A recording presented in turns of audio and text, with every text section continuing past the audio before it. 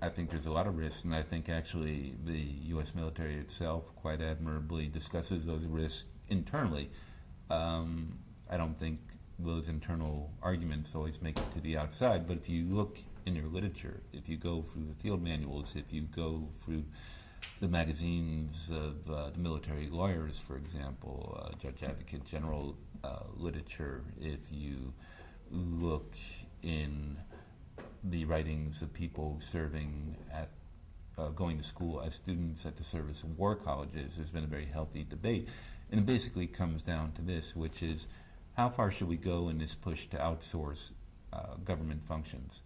I mean, to what extent do we, as a military institution, which is a fairly unique endeavor because it involves killing people and destroying things, when you have to, should be relying people who are not under direct military control, not subordinate to military command authority, be allowed to be in the chain of command? Do we know these people will be there when we need them on the battlefield if they do something wrong, as we potentially discussed might be the case?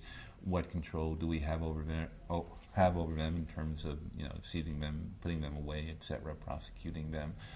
And some people in the military, there was a memo by a former Secretary of the Army, Thomas White, who was quite valuable on this point, and said, basically, there are some things we should not do. We should not be letting contractors assist with interrogations, for example. That memo had particularly poignancy in the aftermath of what has come out about Abu Ghraib.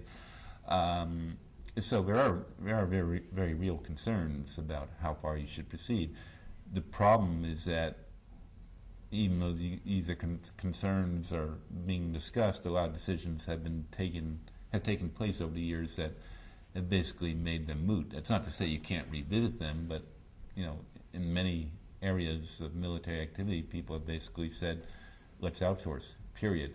If they're not toting a gun, if they're doing something in the field of logistics or military support, but they're not directly on the battlefield, then it's fair game for outsourcing. And the Office of Management and Budget issued a famous circular, basically setting out the conditions by which you can outsource, and people argue, whether or not they qualify under that, but they don't argue over the underlying logic, which is, is this a good thing or not?